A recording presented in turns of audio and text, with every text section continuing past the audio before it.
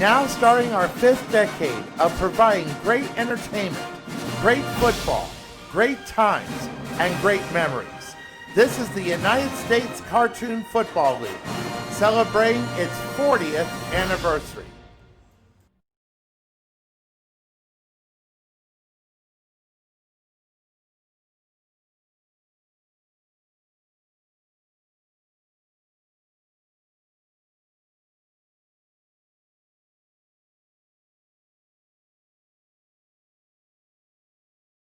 Let's get ready to rumble!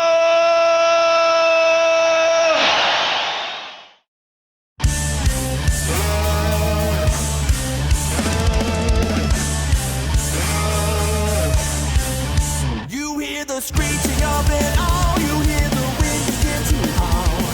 You know there's armies on the prowl, and it's terror time again. They got you running through the night. It's terror time again, and you just might die of fright. It's a terrifying time. You hear the beating of your heart, you know the scream is gonna start.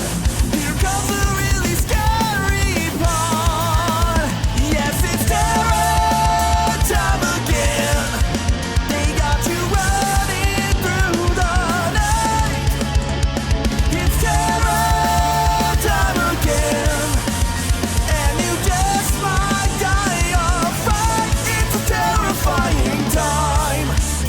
All the trees begin to moan, and the monsters grunt and groan, rotting faces full of slime. Don't you know it's terror time? Yes, it's terror time again. They got you running through the night. It's terror time again, and you just might die of fright. It's a terrifying time.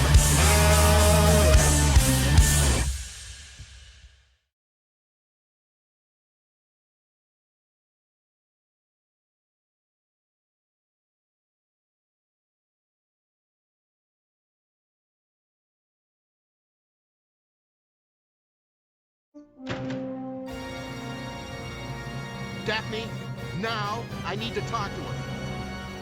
Daphne's gone. Call me Crush. Greetings, cartoon and football fans, and especially fans of Scooby-Doo. This is Robbie Graham in for Bob Wilson of the USCFL Network, welcoming you to a brand new competition. This time, we are pitting Scooby-Doo episodes made before the year 2000 against Scooby-Doo episodes made after the year 2000. Like what we did with the She-Ra episode runoffs, we will once again use football scoring for each episode.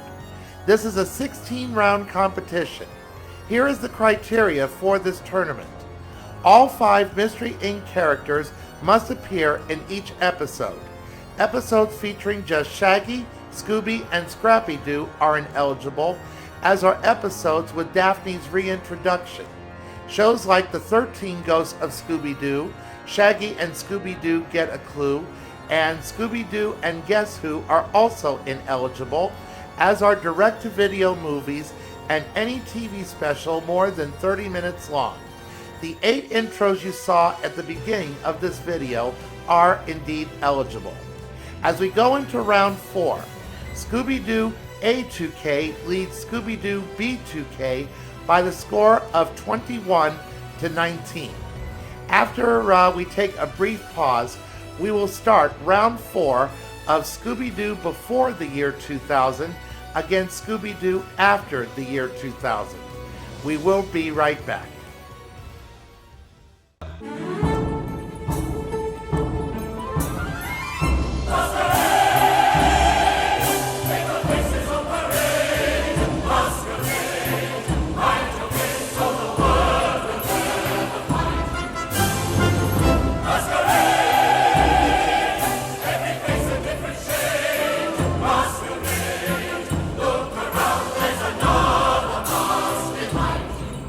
Flash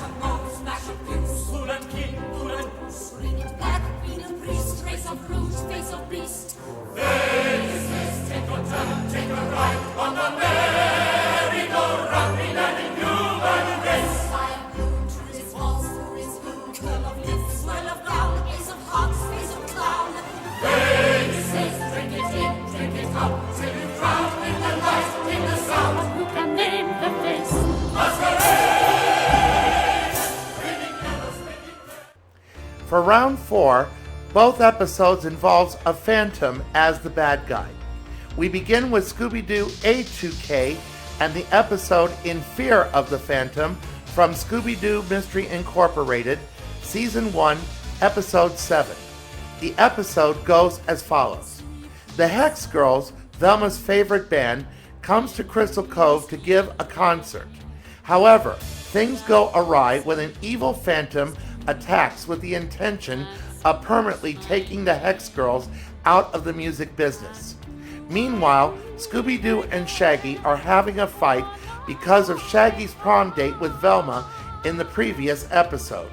Scooby even goes as far as getting a new best friend, Harry, a ventriloquist dummy. Daphne is captured by the Phantom after she first portrays Thorne, who got injured earlier in the episode, and took her place. It made Fred realize that he had feelings for her.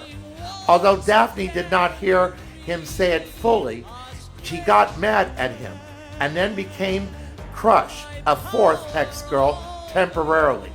And at the same time, Velma shows a few signs of jealousy towards Scooby-Doo. The villain of this episode was Daniel Frazette, known as Fancy Pants, a singer himself who was taken out of the music game once the Hex Girls came onto it. This episode was loosely based from the 1974 movie called Phantom of the Paradise, which was an adaptation from the Phantom of the Opera, for which I have used music from the Andrew Lloyd Webber musical as background music for this round. And as a result of the mystery being solved, the Hex Girls let Daphne go. Although, according to Wikipedia, the Hex Girls offered Daphne a chance to become a permanent Hex Girl, for which it was never shown in the actual episode. I guess this particular part ended up on the editing room floor, which was probably a shame. It inspired me to write a Fashion Girl story based on this premise. I call it Redemption. And in that story, Fashion Girl and the second generation of Hex Girls, daughters of the original Hex Girls, meets up with her and offers their apologies for their mother's mistake.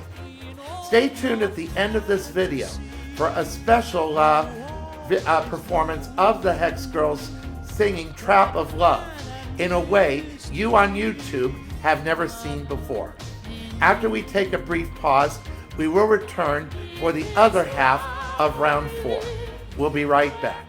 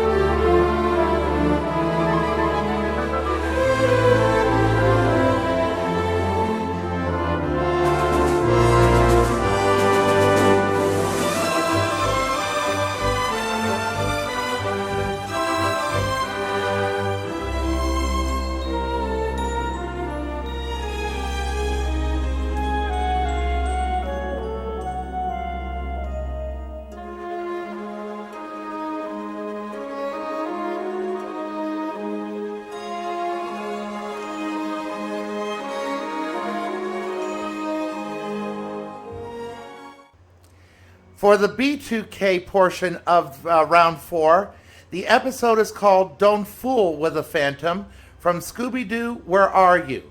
Season 2, Episode 25.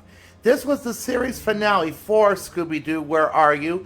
Before it was revived in 1978. The episode goes as follows. At first, Shaggy, Scooby, Fred, and Daphne participate in a dance game show hosted by Johnny Sands, also voiced by Casey Kasem.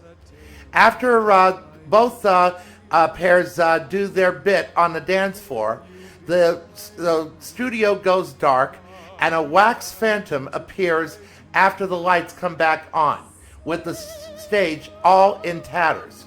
Johnny Sands tells the gang that the station has been haunted by this particular phantom and wants revenge. And after Fred suggested to call the police, which would have put the station deep in the hole financially, it was up to Mystery Inc. to solve the mystery. The station manager was kidnapped during the lights going out, and it turned out that he was the bad guy in this particular episode. He had embezzled the station's money and dropped a plane ticket heading towards South America. Once the gang solved this mystery, the station manager said that now famous saying, as always, I would have gotten away with it if it weren't for those meddling kids. After we take this last break, we will give Bob Wilson scores for both episodes. We'll be right back. Nighttime sharpens, heightens each sensation. Darkness stirs and wakes imagination. Silently the senses abandon their defenses.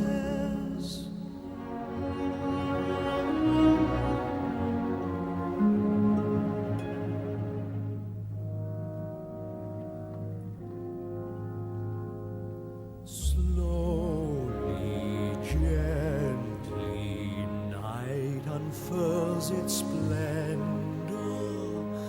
Grasp it, sense it, tremulous and tender. And now the scores for round 4.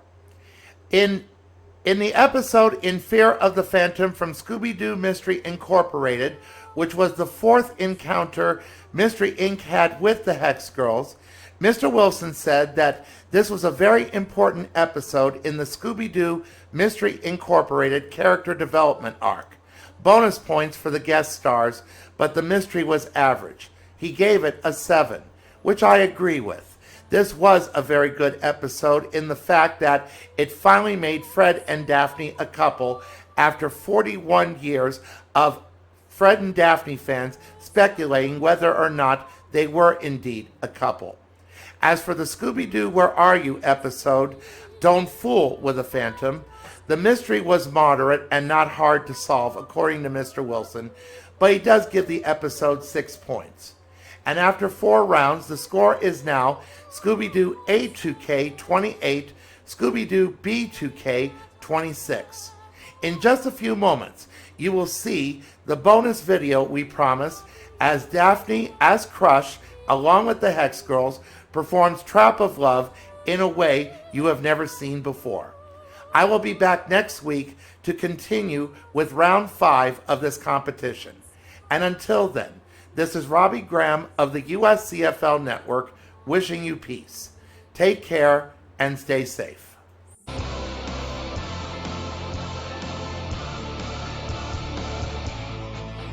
Stop! Stop! It still doesn't feel right. Luna, Dusk, why don't you take 5? I'm sorry, Thorn. I know you were counting on me. That's okay.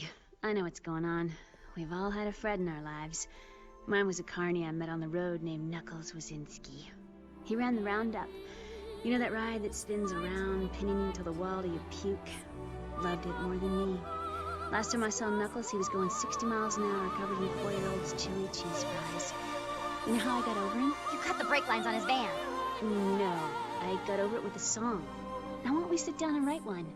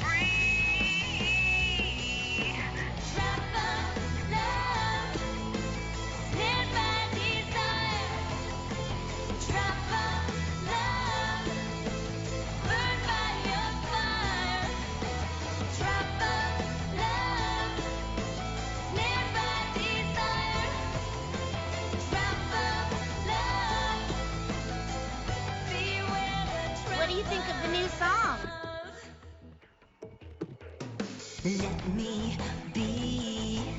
It's time we part. Set me free. Uncage my heart. Can't wait for you and me. It's time for you to see. Trap of love, snared by desire. Trap of love, burned by your fire. Trap of love, snared by desire. Trap of love, beware the trap of